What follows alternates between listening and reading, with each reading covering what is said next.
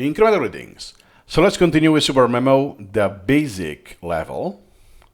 And another thing we unlock using this level is the FAQ, frequently asked questions. And this time goes to Supermemo Wikipedia, not the help. So it's tricky. It's not always the same wiki page. So then is, okay, introductions, easy. See the FAQ below.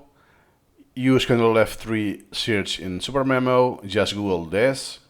If you don't see it, email, because it could be a bug. What I must say is that yes, since Supermemo has been around for more than 3 decades, it's very likely that what you will experience as a newbie is documented. Even the philosophy behind your opinion of this feature will be covered.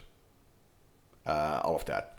I have found bugs and something that no one reported just a few months in Supermemo, but my case is an outlier because I was trying every single detail possible. I was going through the documentation to see all of the holes possible, but usually that won't be the case for you. And you have whatever is for you. It's about formation of knowledge, it's about video, about artificial intelligence, the feature Supermemo, that IS closed source, what happens if Wozniak dies. It's about registration, I don't get the key, about the documentation itself. Let's do that. And you can get to some pages. And then you have the meta FAQ. Most often asked questions about the most often asked questions.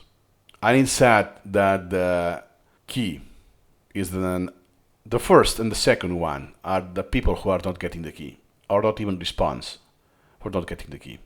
The same here, same number 5. And then you get this list of next questions, which is dynamically updated, I think. But not that much because there's not much activity anymore. That's the one dynamic, yeah. I think that's an error. It's not meant to be like this. Perhaps now they have missed a plugin in the website, I don't know. But just to let you know that this might change with time. Usually you won't click like that. Oh, let me click here. Let me click here.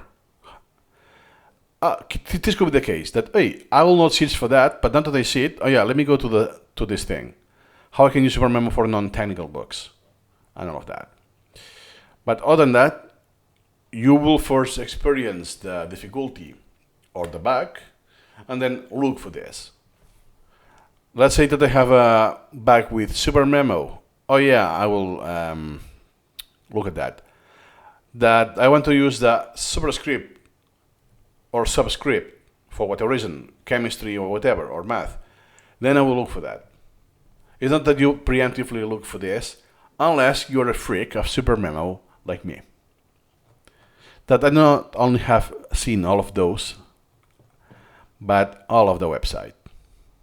More than 2,000 pages. So that's all you need to know about the FAQ. Again, a shortcut. That, hey, I want to ask something, let me see what's the most frequently asked. Which website it is, like all of the options. Oh yeah, and I will go there, whatever that is. It is acting like a bookmark at the end of the day. That's all for now. See you incrementally.